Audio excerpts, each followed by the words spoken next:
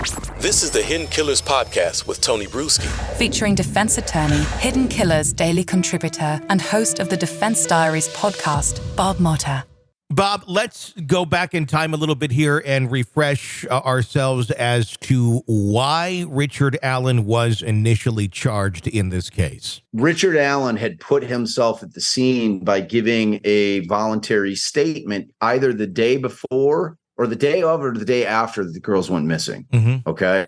So like he wasn't like brought into the police station. There was a resource officer that was stationed outside of a grocery market, because at that point they had said to the community, because Delphi is small, look, if you were out at the bridge, okay, if you were out there at the trail today, we need to know, because we need to figure out everyone that was out there.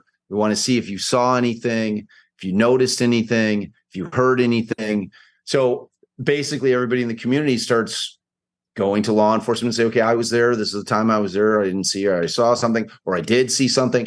So when you look at the probable cause affidavit for the arrest, there are multiple individuals that saw, there was a group of 3 girls that saw a guy walking on the tracks, and Motta High Bridge is like an old train trestle. Mm-hmm. Okay. So it's a track that goes, like it's tracks that go over a river. Okay. So there's 3 girls that claim that they saw a guy.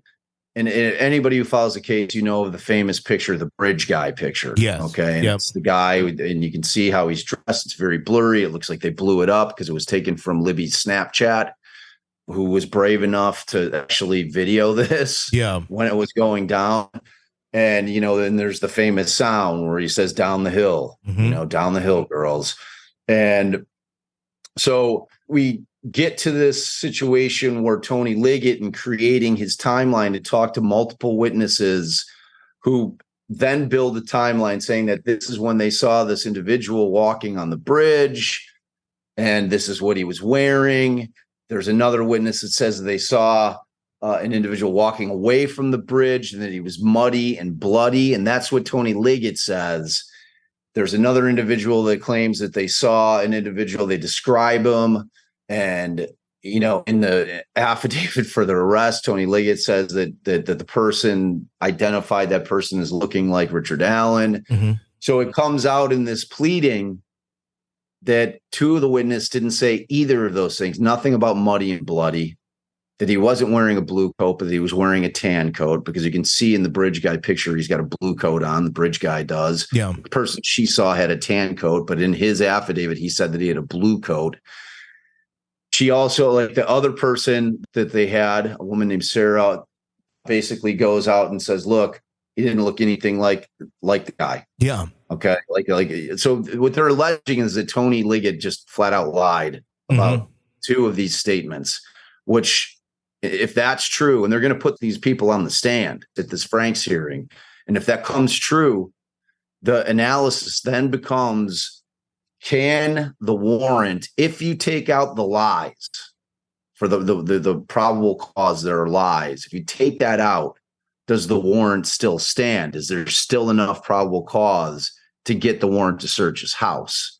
Okay, because if the judge finds that there is not, everything that was found in that search is tossed. It's suppressed. Mm-hmm. So it's a huge deal, you know, and like people are upset because they go into great detail, like 10, 12, 13 pages of how it would be impossible for Richard Allen as an individual to have killed both girls. Mm-hmm.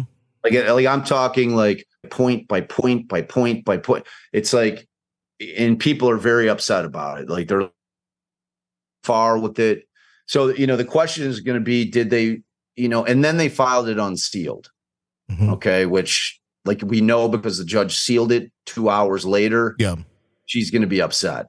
Sure. She was upset that it was filed unsealed. So the question becomes, is Judge Gull going to be so irritated by the fact that they filed it unsealed that it's going to cloud her judgment a little bit? I would hope not. Mm-hmm. She seems to be a very capable judge. I would hope that she'll rule on the law. And, you know, I mean, ultimately she can find that, look, I think that there was enough there aside from the timeline. Mm-hmm. I would disagree with her. I always thought it was a thin PCA. I didn't like it. It was like, we've talked about this in terms of comparing it to Koberger in this one.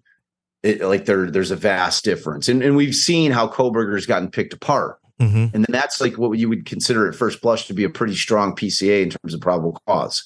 This one was much thinner. It was basically, they found this guy's report, Richard Allen's report, 5 years after he gave the statement. And they're getting him in prison, which is where he's being held right now instead of a jail pending trial, based on the fact that he was present. You're consuming the Hidden Killers podcast. Want more? Start binging on all of our true crime podcasts right now through Apple Podcasts and get an ad-free experience when you sign up to be a True Crime Today Premium Plus member exclusively on Apple Podcasts. More of the Hidden Killers podcast dropping soon. Press subscribe now.